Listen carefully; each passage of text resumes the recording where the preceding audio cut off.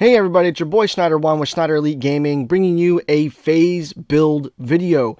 Now, this isn't a normal video for builds or whatnot because I've set it up a little bit different because I did not want to have some rolling generic gameplay in the background as I rant on about a bunch of dumb crap. I want this build video to be very short, concise, give you guys the facts, and allow you guys the chance to really use it and improve your guys' gaming and bring it to the next level.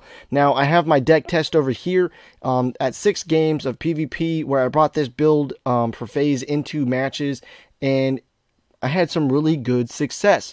Now, the build varied between a 1.5 KDA all the way to a 17 KDA, with the overall average of the test results being a 6 KDA.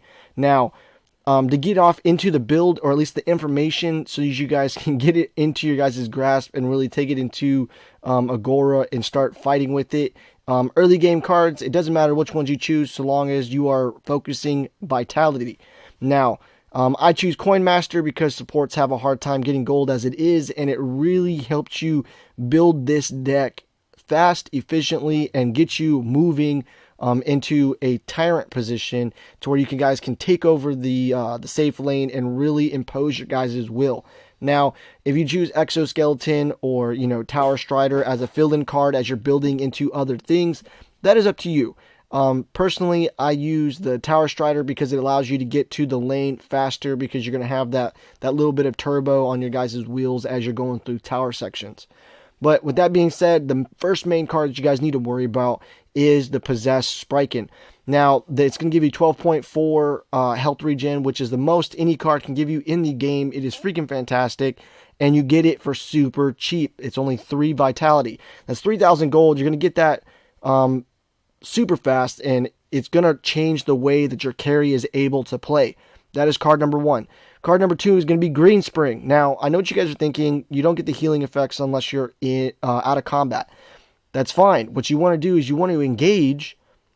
You want to help poke or whatever. And then when you disengage, you stop shooting, fighting, doing whatever, get out of combat, and you start healing your carry like a mad person. It is freaking fantastic. Now, that card is going to be then replaced with Vital Waters, and that is going to double your healing ability of your Possessed Spriken, and it'll bring you somewhere around the 29-ish range. And basically at that point in the game, you are able to heal your carry or yourself from a full-on Gideon rock. So Gideon rock hits. By the time that the cooldown of his rock comes back and he's able to poke you again, you're at full health.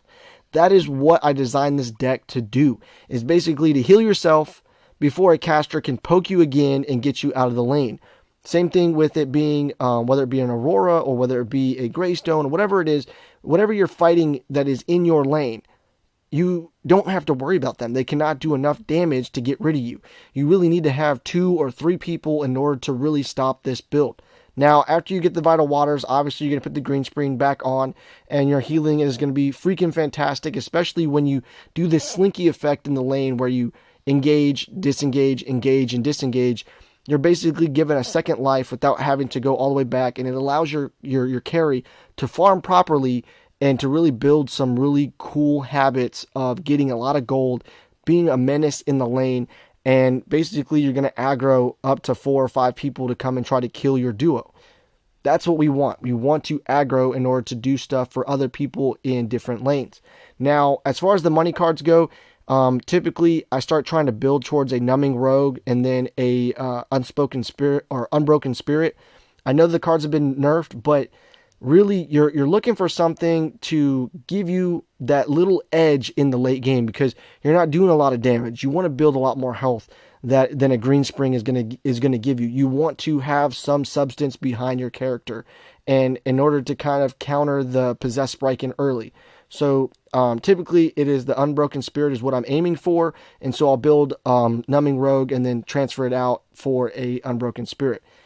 That is basically what you're doing, but you rarely are going to get to a point to where you're able to spend that much gold in order to improve this deck, because you're just going to win so fast.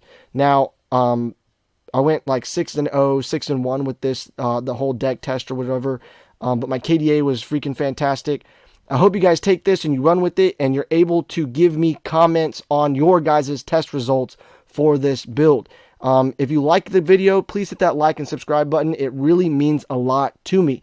I know I've been gone for a while, and it's with good reason. I took a hiatus because the game was downright unplayable. Things were unbalanced. It just wasn't fun anymore. But now, everything is normalized. Everything is hitting a rhythm now. The different patches have really fixed the game in a way to where I have that desire to play, and now I am bringing content back to you. Now, if you want to support me in my adventures of bringing content to you guys, please hit that subscribe button. It means a lot to me. Thank you guys again for giving me your attention and allowing me to give you guys the tools to be better. That's what it's all about. You guys have a good one. That's all I got for you today. Peace.